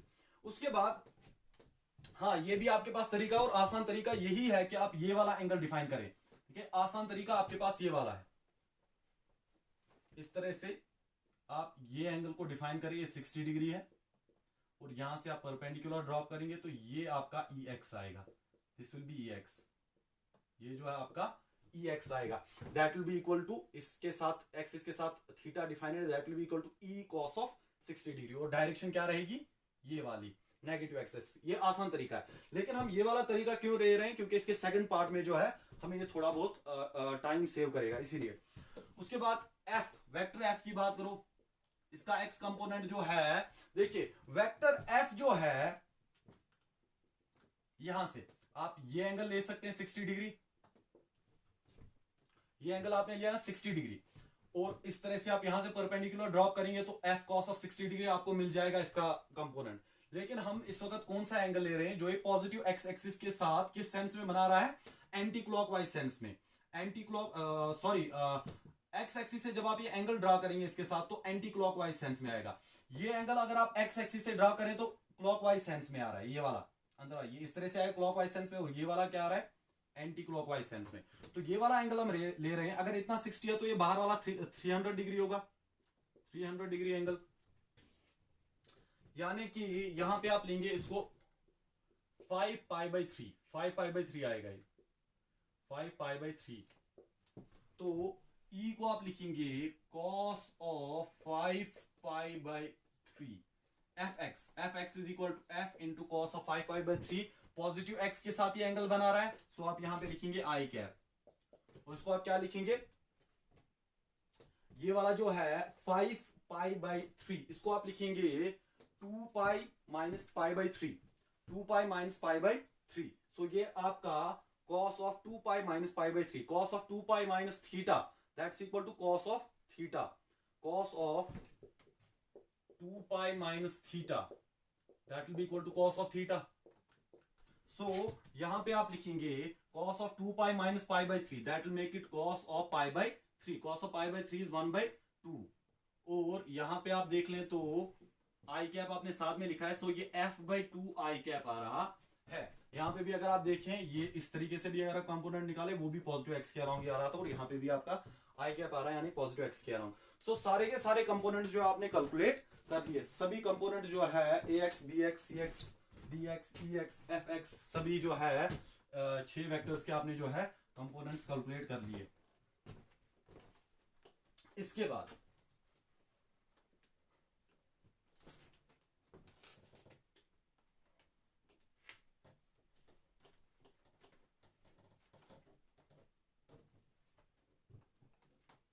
देखिए आपका नेक्स्ट पार्ट जो है उसमें आपको बताया गया है कि अगर रिजल्टेंट जीरो है, resultant equal to zero, resultant जो है वो जीरो है, तो आपने प्रूव करना है cos of 0 degree plus cos of pi by 3 plus cos of 2 pi by 3 plus cos of 3 pi by 3 plus cos of 4 pi by 3 plus cos of 5 pi by 3 that's equal to 0. ये सिर्फ आपकी practice के लिए question है, वरना जो है ये एग्जामिनेशन पॉइंट ऑफ व्यू से उतना इंपॉर्टेंट नहीं है. ऐसे क्वेश्चंस तो बिल्कुल भी नहीं आएंगे. सो यहां पे देख लीजिए, अगर आपका रिजल्टेंट 0 है, इसका मतलब है रिजल्टेंट का x कंपोनेंट प्लस रिजल्टेंट का y कंपोनेंट वो 0 आएगा. Resultant is equal to 0, that means vector sum of x and y component will be equal to 0. अगर मैं ये वाली इक्वेशन को देखूं तो क्या मैं इस तरह से लिख सकता हूं rx is equal to minus ry. इसका मतलब होता है कि जो x कंपोनेंट है मैग्नीट्यूड में y कंपोनेंट के बराबर है, वो डायरेक्शन में अपोजिट है. ऐसा बिल्कुल भी नहीं हो सकता. क्यों? क्योंकि हमारा जो x कंपोनेंट है वो या तो पॉजिटिव x के अलॉन्ग होगा, नेगेटिव x के अलॉन्ग होगा, और y कंपोनेंट जो है वो या तो पॉजिटिव है या नेगेटिव y. इनमें से कोई भी पॉसिबिलिटी अराइज नहीं होती है जहां पे x और y कंपोनेंट एक दूसरे के अपोजिट होंगे. सपोज x कंपोनेंट यहां से है, y यहां से है, क्या ये एक दूसरे के अपोजिट है? नहीं, क्योंकि x का अपोजिट ये वाला डायरेक्शन है और y का अपोजिट यहां पे ये वाला डायरेक्शन आ रहा है. सो x और y एक दूसरे के अपोजिट नहीं हो सकते, क्योंकि x और y एक ही लाइन पे लाई नहीं करते, ये तो डिफरेंट लाइंस पे लाई कर रहे हैं. ये दो ऐसी लाइंस पे लाई कर रहे हैं जो एक दूसरे के परपेंडिकुलर हैं. सो x कंपोनेंट कभी भी y कंपोनेंट के परपेंडिकुलर नहीं हो सकता, ये पॉसिबिलिटी अराइज नहीं होती. इसीलिए हम कहेंगे कि ये जो है this conclusion is not true. हम ये नहीं लिख सकते rx is equal to minus ry. तो फिर हम क्या समझे? फिर हम ये समझेंगे कि rx भी 0 है और ry भी 0 है, तब जाकर जो है rx प्लस ry आपका 0 आ रहा है. यही एक कंडीशन है जिसमें आपका rx और ry 0 आएगा. क्यों? क्योंकि rx और ry एक दूसरे के परपेंडिकुलर है. rx और ry जो है एक दूसरे के परपेंडिकुलर है, और नेट रिजल्टेंट जो है that's equal to root of square plus ry square. दोनों 0 पढ़ेंगे तो रिजल्टेंट भी 0 आएगा. अब आपने कहा rx, आपने समझ लिया कि rx भी 0 है और ry भी 0 है. अगर rx 0 है तो सभी जो है आपको मालूम है rx it will be equal to resultant का जो x component that will be equal to ax plus bx plus cx dx.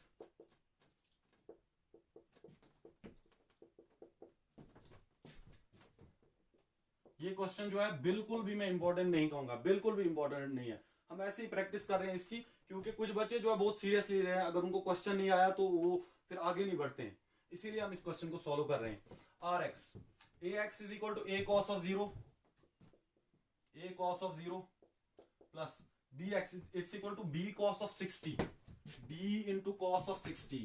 cos of 60 को आप पाई बाई 3 लिख सकते हैं, plus cx c cos of 2 pi by 3, c cos of 2 pi by 3 plus यहां पे हम डायरेक्शन नहीं ले रहे, सभी की डायरेक्शन सेम है और हमें मालूम है ये x कंपोनेंट हम निकाल रहे हैं इस वक्त, पॉजिटिव x के अलाउंग है. उसके बाद dx d cos of pi, d cos of pi, pi को हम 3 पाई बाई 3 भी लिख सकते हैं, और इसी तरह से ex को हम e cos of 4 pi by 3, e cos of 4 pi by 3, और dx को हम d cos of 5 pi by 3 लिखेंगे। इसके बाद देखिए ये वाला जो है ये आर एक्स ये 0 है। अभी अभी हमने कहा कि रिजल्टेंट का X as well as Y component 0 है। ए बी सी डी ई और एफ, इन सभी के बदले आप सभी के बदले बी के बदले भी ए लिख लो, सी के बदले भी, डी के बदले भी, ई और एफ के बदले भी आप ए लिख लो, क्योंकि आपको पहले ही हमने बता दिया कि सभी का जो मैग्नीट्यूड है बराबर है। A B C D E F ये सब का मैग्नीट्यूड बराबर है, तो सभी को आप रिप्लेस कर सकते हो बाय ए। यहां पे भी ए लिख लो, ए लिख लो, यहां पे भी ए से रिप्लेस कर सकते हो। अभी इन सब में से ए कॉमन निकलेगा और इस साइड आ जाएगा, तो ये पूरी टर्म क्या बन जाएगी 0, यानी कि आपका cos of 0 pi by 3, 2 pi by 3, 3 pi by 3, cos of 4 pi by 3 and cos of 5 pi by 3, that will sum up to 0। और यही जो आपको प्रूव करना था। क्वेश्चन नंबर 13 देखिए, क्वेश्चन नंबर 13 में आपका दिया हुआ vector A it's equal to 2i plus 3j plus 4k and vector B it's equal to 3i plus 4j plus 5k, 3i plus 4j plus 5k। और आपसे पूछा गया है find the angle between the vectors, find the angle between the vectors. देखिए last time आपने देखा था cos of theta, theta is the angle between the vectors, that's equal to a dot b divide by A B, so that will be equal to a dot b। कैसे करोगे? Corresponding components को multiply और उसके बाद add. सो आप यहां पे लिखेंगे 2 3r 6 plus 3 4r 12 plus 4 5r 20 divided by A B. A का मैग्नीट्यूड क्या आएगा? Root of ax square plus ay square plus az square, that will be 2 square plus 3 square plus 4 square. और इसी तरह से वेक्टर बी, इसका magnitude क्या आएगा? Root of bx square plus by square plus bz square, that's 3 square plus 4 square plus 5 square plus 4 square plus 5 square. So यहां पे जो cos ऑफ थीटा है it will be equal to 32 प्लस 6 38 divided by this is 3 square plus 4 square, it's 25 plus 4, it's root of 29 into root of 25 plus 25, that's 50. So that will make it 38 divided by root of 290 into 5, that is root of 1450. So cos of theta जो है आपका कितना हो रहा है? 38 by root of 1450. So theta जो है that's equal to cos inverse root of 38 divided by root of 1450. So ये जो आपको cos of theta की वैल्यू मिल गई। इसके बाद क्वेश्चन नंबर 14, क्वेश्चन नंबर 14 जो है इसमें आपसे पूछा गया है prove that a dot a cross b is equal to 0। a dot a cross b is equal to 0। Dot product दो वेक्टर्स का कब 0 होगा? एक कंडीशन ये भी है कि दोनों के बीच में एंगल जो है 90 डिग्री होना चाहिए। और a क्रॉस b जो है आप पहले ही पढ़ चुके हैं, a क्रॉस b जो है ये a के भी परपेंडिकुलर होता है और b के भी। आपको ये प्रूव करना है a dot a cross b that's equal to 0। a dot a cross b, a cross b एक वेक्टर है अपने आप में, a क्रॉस b जो अपने आप में एक वेक्टर है और vector a b।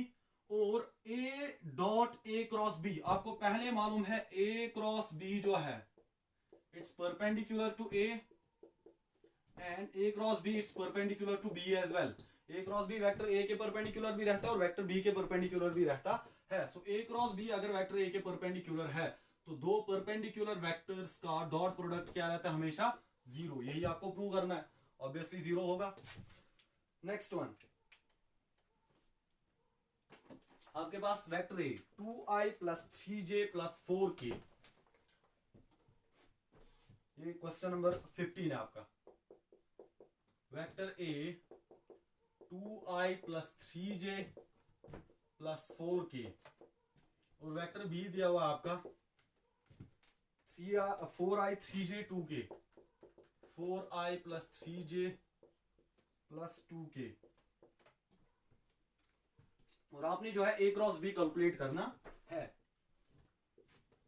a cross b जो है it's equal to determinant of, यहां पे देखिए a क्रॉस b है तो पहले आप ax bx cx लिखेंगे, ax ay और az, सॉरी ax ay और az।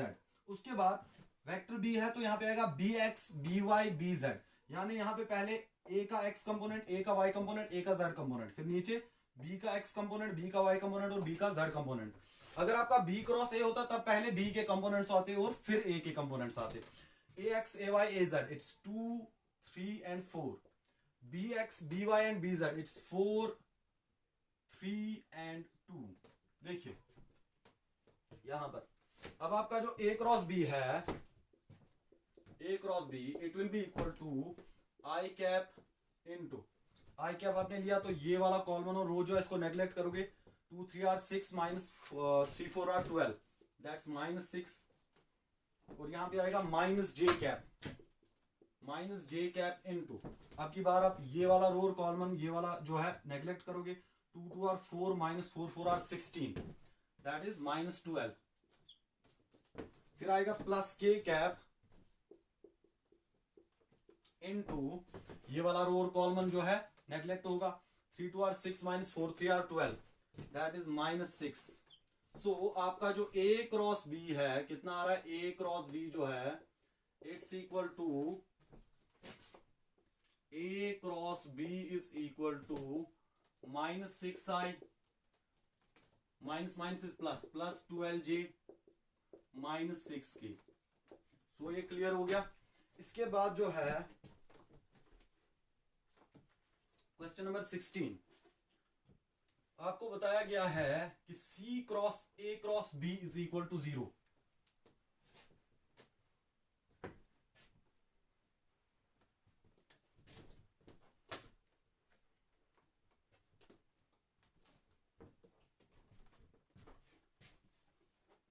देखिए c cross a cross b is equal to 0, यहां पे आपको दिया हुआ है तीन म्यूचुअली परपेंडिकुलर वेक्टर्स हैं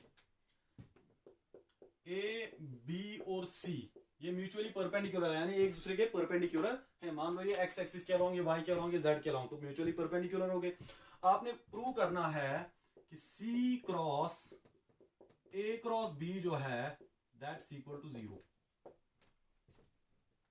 देखिए यहां पे हम कंसिडर करते हैं x y और z एक्सिस। z एक्सिस जो है ये आपकी x y और ये z एक्सिस बोर्ड में जो है ड्रा नहीं हो पाती है वैसे, लेकिन आपने क्लियर समझना है z एक्सिस जो है बिल्कुल परपेंडिकुलर है इस प्लेन के, x y का प्लेन जो है बोर्ड का प्लेन है और z एक्सिस जो है बिल्कुल परपेंडिकुलर है इस प्लेन के, बिल्कुल जैसे थंब डायरेक्ट कर रहा है perpendicular to the plane of board, वैसे ही जो है z एक्सिस भी है।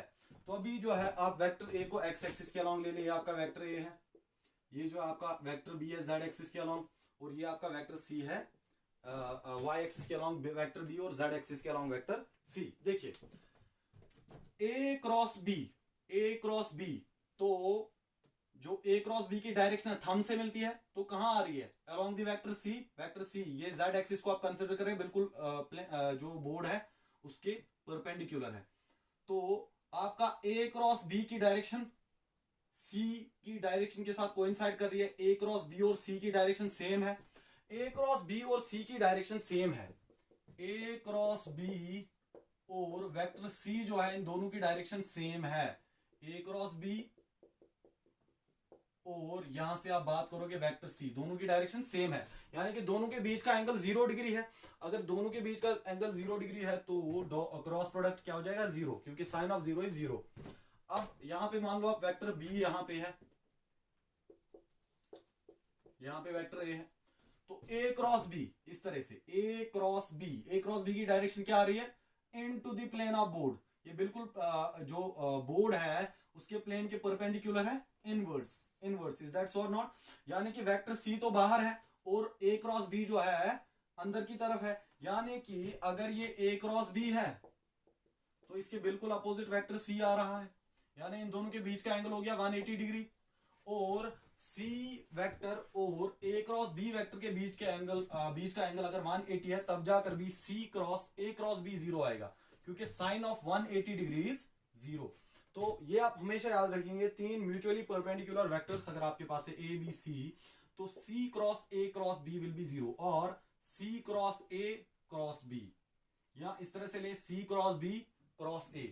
तो ये जो है यहाँ पे इसका जो क्रॉस प्रोडक्ट है 0 आएगा, क्योंकि जो ही आप दो का क्रॉस प्रोडक्ट लेते हैं वो तीसरे की डायरेक्शन में आ जाता है, या तीसरे की जो डायरेक्शन उसके अपोजिट आ जाता है।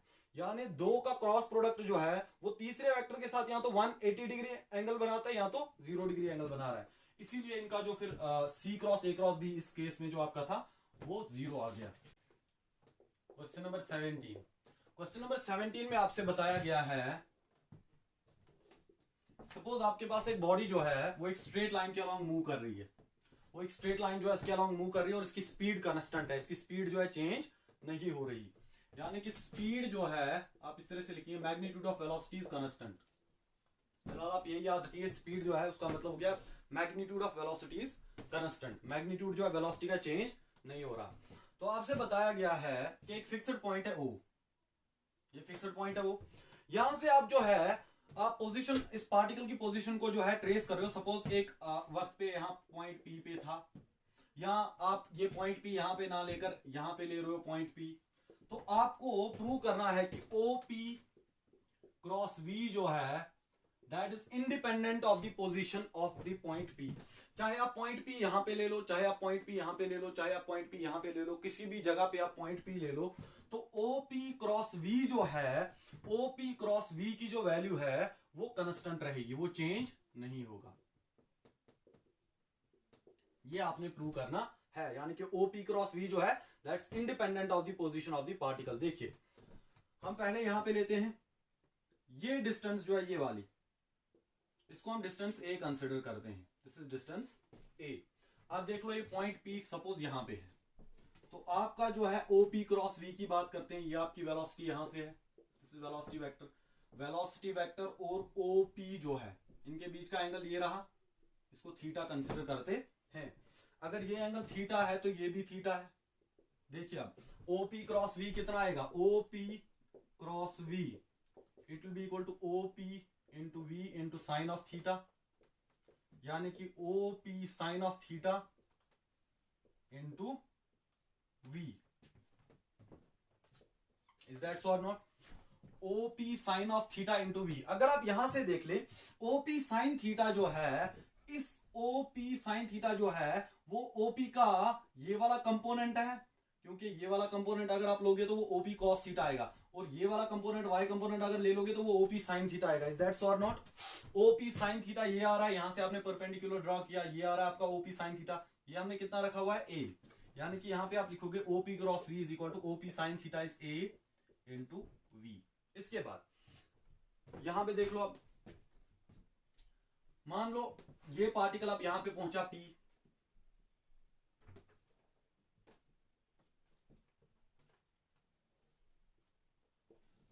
यहां पे पहुंचा दूसरी पोजीशन पे, और ये आपका वेलोसिटी वेक्टर है। अब की बार इनके बीच में एंगल थीटा डैश है, अगर ये थीटा डैश कंसिडर किया तो ये भी थीटा डैश होगा। और देख लो अब OP cross V will be OP, अब की बार जो OP क्रॉस V आप कैलकुलेट करेंगे, पहली बार जो आया था AV उसकी वैल्यू आई थी A इंटू V, दूसरी बार में जब OP क्रॉस V ले लेंगे तो ये कितना आएगा OP into V into sine of theta dash, sine of theta dash. देखिए OP cross V it will be equal to OP sine of theta dash into V। Is that so और not? अभी देख लो OP sine of theta dash, OP cos of theta dash जो है वो OP का x component है, और OP sine of theta dash that's y component. y component कैसे ड्रॉ करोगे, यहां से परपेंडिकुलर ड्रॉप करोगे, ये आएगा आपका OP sine of theta dash. OP sine of theta dash एक बार फिर से A आ रहा है, OP साइन थीटा भी A आया था और OP साइन थीटा डैश भी A ही आ रहा है। तो इसका मतलब हो गया ओपी साइन थीटा डैश के बदले में ए लिखूं और वेलोसिटी का जो मैग्नीट्यूड है वो कांस्टेंट है वी।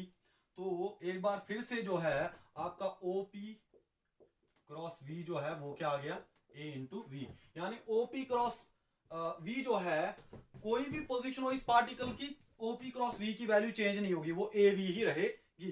लेकिन एक पॉइंट यहां पे जरूरी आपने नोट करना है, इससे दिया हुआ है क्वेश्चन में, देखिए इससे बताया show that OP cross V constant speed V straight line path. देखिए स्ट्रेट लाइन पाथ में चल रहा है, स्ट्रेट लाइन पाथ में चलने का मतलब ये इस स्ट्रेट लाइन पे चल रहा है, वेलोसिटी यहां से भी हो सकती है, यहां से भी हो सकती है। अगर अब इसकी वेलोसिटी ये वाली डायरेक्शन में चली गई तब ओपी क्रॉस वी मैग्नीट्यूड में सेम रहेगा लेकिन डायरेक्शन चेंज होगी, क्योंकि अभी जो ओपी क्रॉस वी है, ओपी ये ओपी की डायरेक्शन है, this is the direction of OP and this is the direction of V. OP cross V ये आएगा, ओपी क्रॉस वी इनवर्स। लेकिन अभी अगर डायरेक्शन यहां से शिफ्ट होगी, अभी ये स्ट्रेट लाइन में मूव कर रहा है, अगर ये इस डायरेक्शन में अब मूव कर रहा है ये वाली डायरेक्शन में, तो यहां पे आप देख लो ओपी क्रॉस वी क्या हो जाएगा, ये जा रहा आपका ओपी क्रॉस वी, ओपी आपका ये है और वी यहां से है, ओपी क्रॉस वी आउटवर्ड्स आएगा ओपी क्रॉस वी।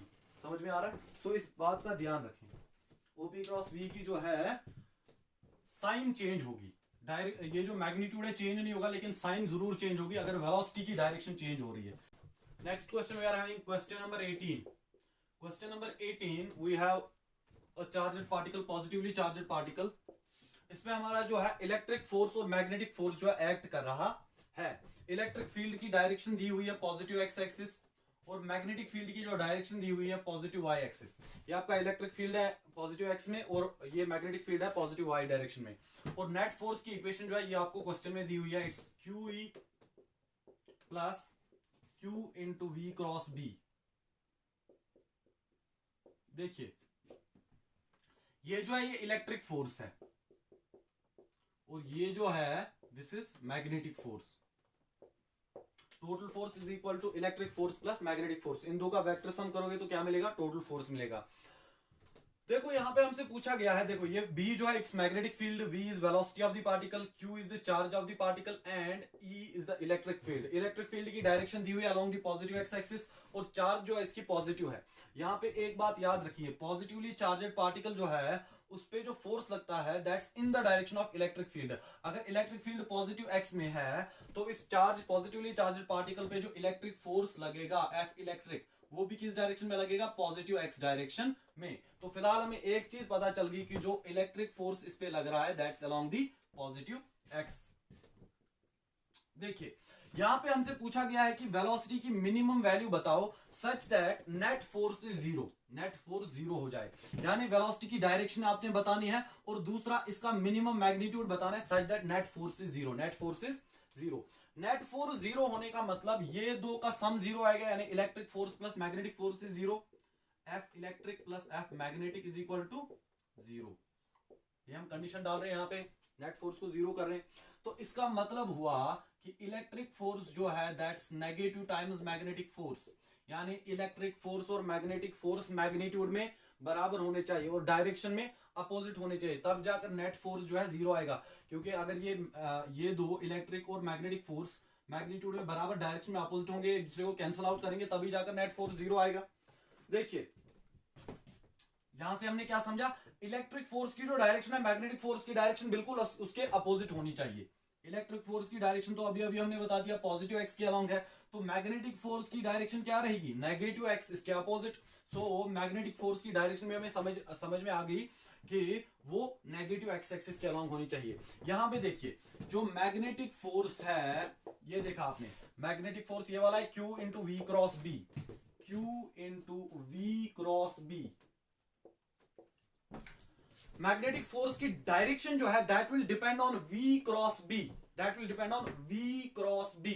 देखो B की डायरेक्शन हमें मालूम है दैट इज पॉजिटिव y यानी कि J कैप। मैग्नेटिक फोर्स की डायरेक्शन भी हमें मालूम है दैट्स नेगेटिव एक्स एक्सिस यानी minus I cap. V cross B से आप डिटरमाइन करोगे किसकी डायरेक्शन, F की, यानी कि V मैं इसकी डायरेक्शन मानता हूं x cap cross B, B की डायरेक्शन क्या है J cap, J cap, V cross B that's equal to the direction of, that will give the direction of magnetic force. Magnetic force की direction क्या है, minus आई। तो यहां से आप जो है ये डायरेक्शन कैलकुलेट कर सकते हैं। और आपको मालूम है, आपने वेक्टर्स, यूनिट वेक्टर्स का क्रॉस प्रोडक्ट पढ़ा हुआ है। यहां पे क्या आएगा, k cross j is equal to minus I. यहां पे ये जो है k कैप आएगा। यहां से आपने किसकी डायरेक्शन पता कर ली, वेलोसिटी की, यानी वेलोसिटी की डायरेक्शन k कैप, यानी कि वेलोसिटी जो है that should be along the positive z axis. इस तरह से हम दिखाएंगे, ये वेलोसिटी होनी चाहिए along the positive z axis. Positive z axis के अलोंग, सो वेलोसिटी की जो डायरेक्शन है हमें मिल गई, that should be, velocity should be directed along the positive z axis. अब देख लो, चेक कर लो यहाँ पे v क्रॉस b, ये मैं इस तरह से ले रहा हूं, ये जो है z एक्सिस बिल्कुल बाहर आ रही है बोर्ड से, इस तरह से देख लो v cross b, v cross b आपका f मैग्नेटिक जो है नेगेटिव x के अलोंग आएगा। v क्रॉस b जब आप करोगे तो f मैग्नेटिक नेगेटिव x के अलोंग आएगा। अभी देख लो, डायरेक्शन में वेलोसिटी की मिल गई। अभी इन दोनों का सम जीरो आएगा, यानी सम जीरो आने के लिए मैग्नीट्यूड बराबर होना चाहिए। पहले हम कह चुके हैं कि इन दोनों का मैग्नीट्यूड बराबर होना चाहिए, डायरेक्शन अपोजिट होनी चाहिए। इन दोनों का मैग्नीट्यूड बराबर करते हैं, यानी कि QE is equal to QVB। QVB क्यों मैंने लिखा, क्योंकि Q into V cross B, that's QVB sine of theta. यहां पे साइन ऑफ 90 क्या आएगा, 1, सो ये बनेगा QVB। So QE is equal to QVB।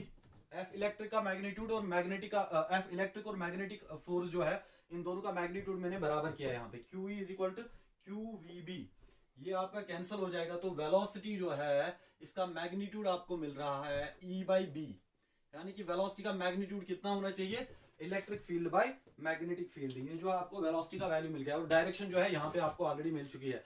So minimum velocity क्या रहेगी, E/B k कैप। ये मैग्नीट्यूड है केवल इलेक्ट्रिक फील्ड और मैग्नेटिक फील्ड का, और डायरेक्शन क्या रहेगी, k कैप। इसके बाद नेक्स्ट क्वेश्चन,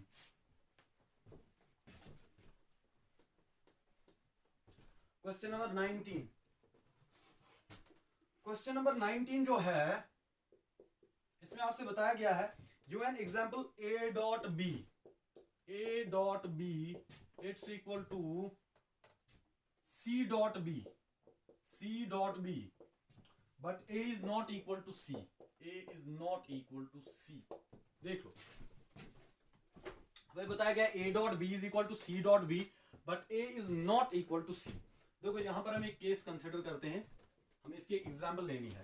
फॉर एग्जांपल ये आपका वेक्टर B है, वेक्टर B, क्या इस तरह से लेते हैं, यहां पे वेक्टर A लेते हैं, this is vector B and this is vector C, this is A, this is B and this is C। Suppose ये एंगल आपका 30 डिग्री दिया हुआ है और ये एंगल जो है 45 डिग्री दिया हुआ, suppose.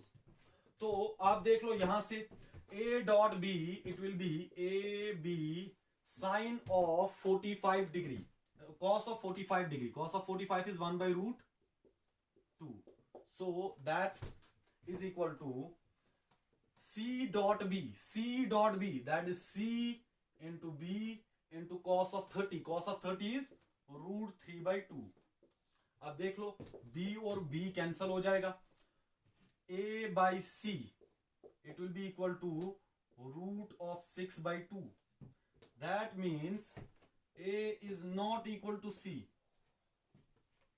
A is not equal to C, A dot B is equal to C dot B।